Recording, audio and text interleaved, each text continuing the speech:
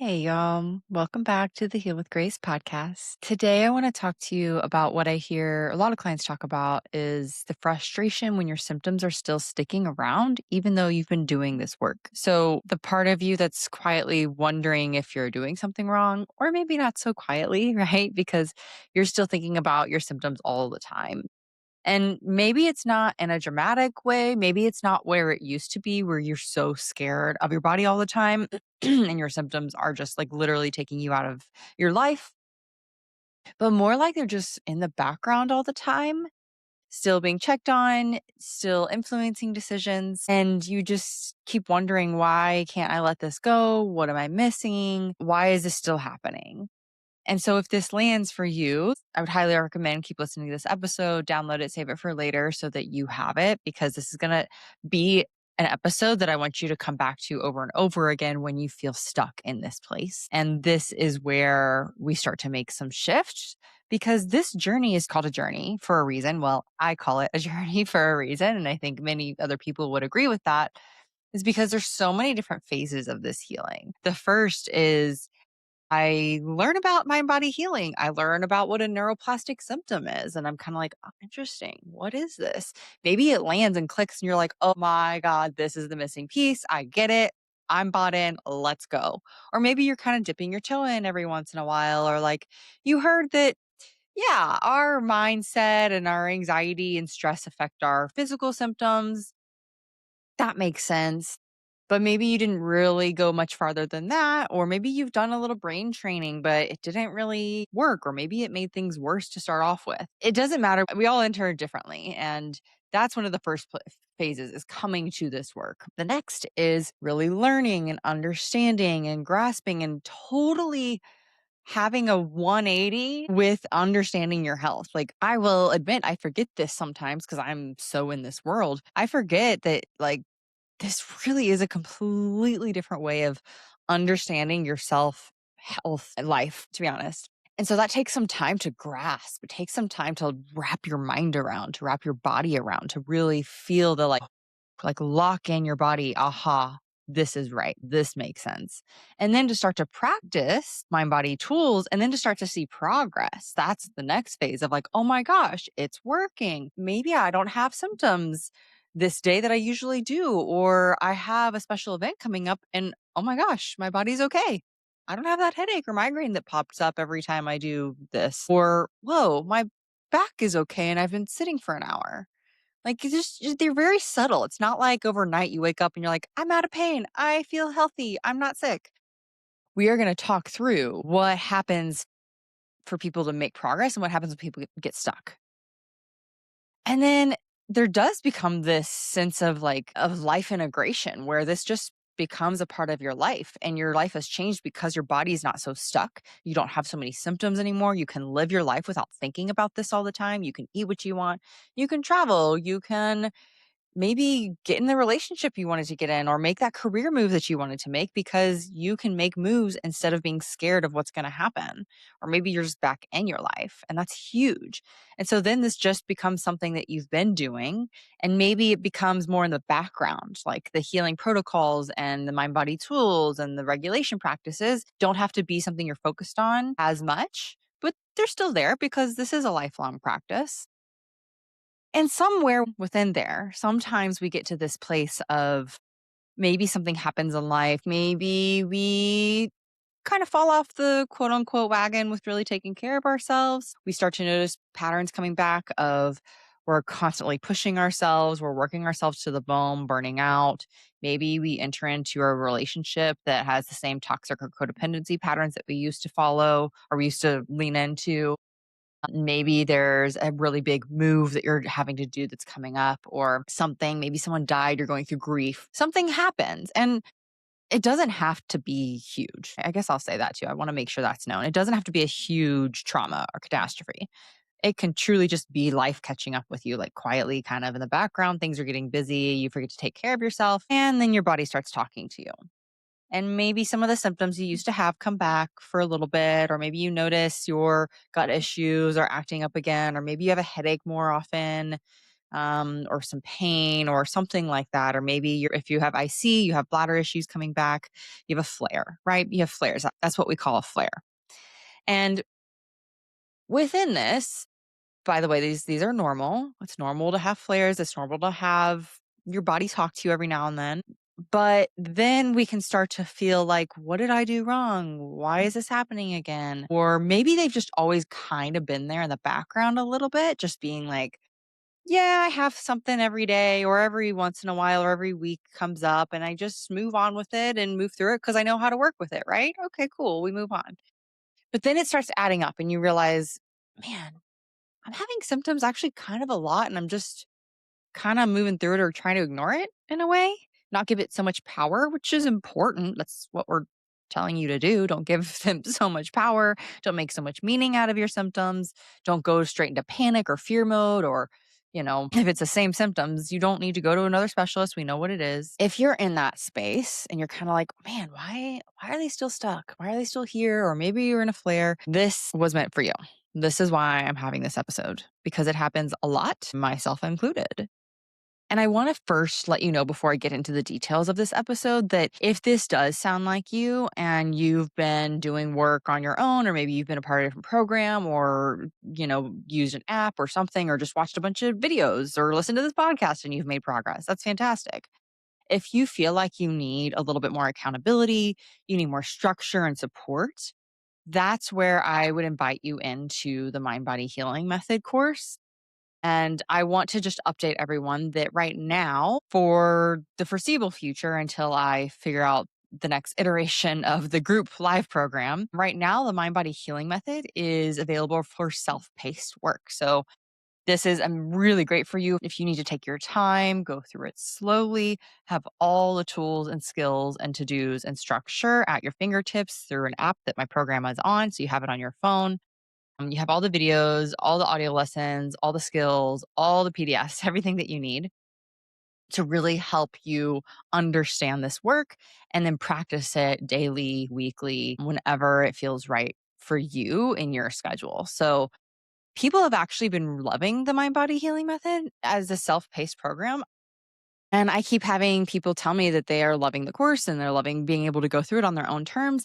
And then what happens is they realize, okay, I'm doing it, but I would really like that one on one support. I really like that extra support. And then you can always add on coaching calls with me or my team. And I have one other Mind Body Healing Method coach in working with clients and myself. Having the support while you're going through the program, that's what yields the best results for clients, at least for me, at least for everyone that I've talked to and everyone that I'm working with. Because when you get the program, you're going through it, and then you have questions and you're like, well, I don't know how to do this, or I'm not sure about this, or I'm confused with this, or how do I do this practice with my body? That's what we get to dig in. We get to understand you, and then we can help you move through those stuck places. And then we can dig deeper into the emotional pieces, the trauma, the old patterns that maybe you're not fully aware of, but that we can see. So, those combined, the self paced and the private coaching that you can add on when you'd like, is a really wonderful combination that people are loving right now. So, if that feels like is appropriate for you and you really want a little bit extra support and accountability, find the link below for the Mind Body Healing Method and let me know if you have any questions. Okay, cool. Let's jump right in then to why are your symptoms still running the show and what to do with it?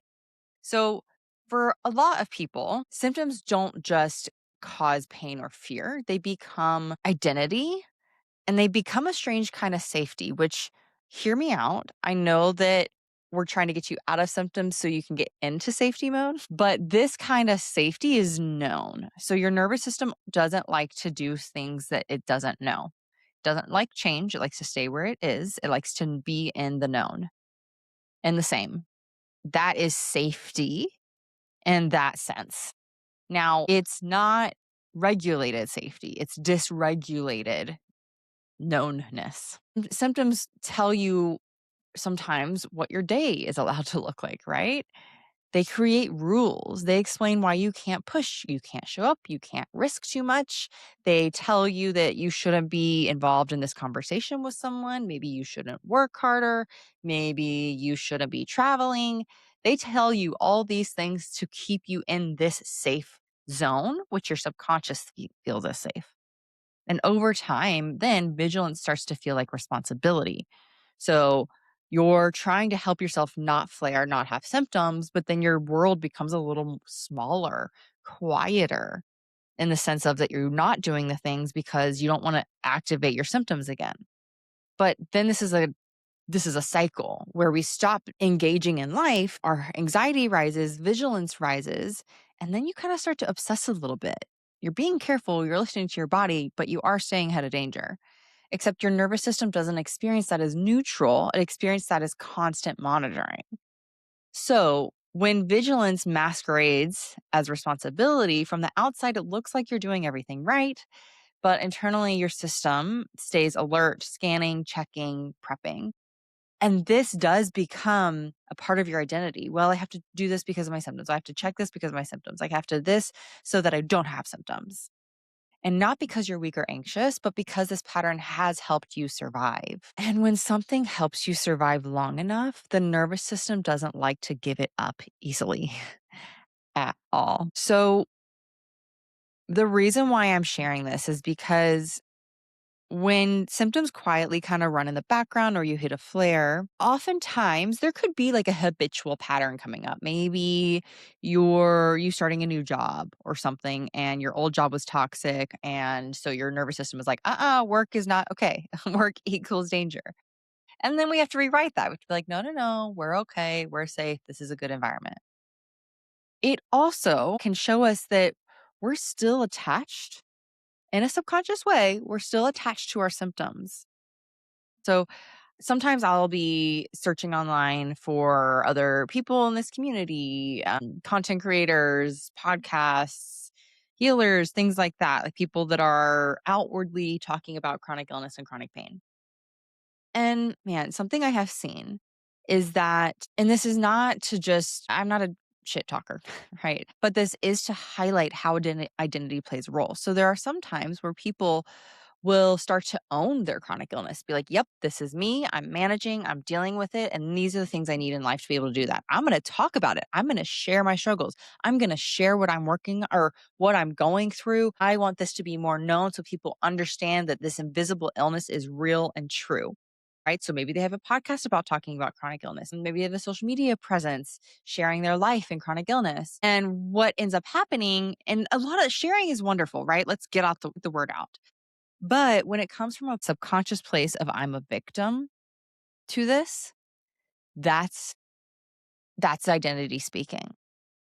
That's this place of this has been done to me. I have no control. My body is the way that it is. And now I just have to manage. And that's it. That is what we have to unravel because most of us, all of us has had that subconscious belief system in some way, shape, or form, regardless of whether you're online or not. I see this unfolding in many different stages of the healing process. I see this unfolding in the beginning when we start to recognize, oh, wait, I don't have to be stuck like this. I can heal. I don't have to just manage.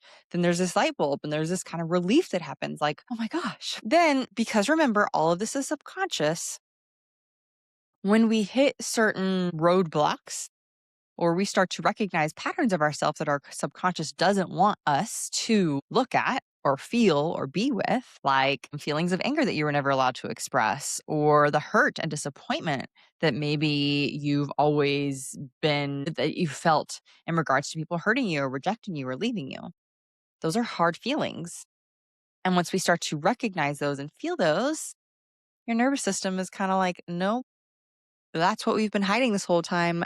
Hell no, we're going to give you more symptoms. And that's what we need to separate from is, are we still identifying as this person that has to have symptoms? Or are we starting to shift our identity out of a place of this is just me, this is what I have to deal with. And sometimes my body talks to me because that's the way it shows me stress.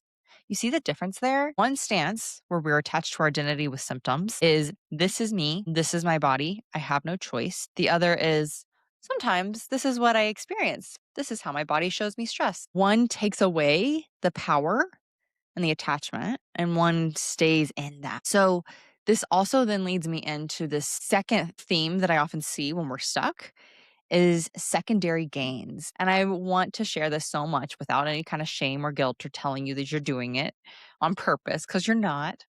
But oftentimes there's a secondary gain with our symptoms, not in a manipulative way, in a deeply human way. And a way of, I want to belong, I want certainty, I want permission to rest, a clear reason to opt out. And that doesn't mean you want to be sick or you're making this happen. It means your nervous system found something that made life feel safer. So maybe having symptoms meant as a child, or doesn't matter when you had them, but oftentimes this pattern comes from childhood, is maybe you started having symptoms because that was the only way that you felt seen. Maybe that was the way that your caregivers paid attention to you. They care took for you when you felt sick or ill. Or there's actually the opposite thing can happen, right? They don't pay attention. No one actually pays attention to your symptoms. So they get louder and louder and louder. And your body is like, listen to me, pay attention to me. So there's this kind of push and pull that tends to happen. There's always a reason in some way, shape, or form. Overall, there's a reason why your body's giving you these symptoms. Maybe it's making you rest, making you stand down, making you pull back, or really grasping for connection from people to be seen, to be heard, to be taken care of. I encourage you to look at this from a sense of curiosity and a sense of this is just what happens. No shame, no guilt. You're not doing this on purpose, but there are real reasons why we have these symptoms. So this is really just encouraging you to look at that. What are you getting from being sick, from being in pain? How is it helping you? You might be at the place where you're like, ugh, I know this. At this point, it's not helping me anymore, right? But it's not logical. It's subconscious. It's helping you in some way, shape, or form. It's protecting you. Maybe play with those words, helping and protecting. Those are the words that you can start to reflect on. Like what's happening? What's your body doing for you? So what can actually replace the secondary gain? This is your heart. This is at the heart of the work, meaning this is actually your true, authentic self work. So, for example, if symptoms gave you predictability, your system needs rhythm and gentle structure outside of symptoms. If symptoms gave you permission to do something or to rest, you need to really look at your lifestyle and how much you're pushing and doing and operating. You need to be able to say no and to slow down without needing a flare to justify it. If symptoms gave you an identity, you don't erase the identity, you expand it into something different and more authentically you.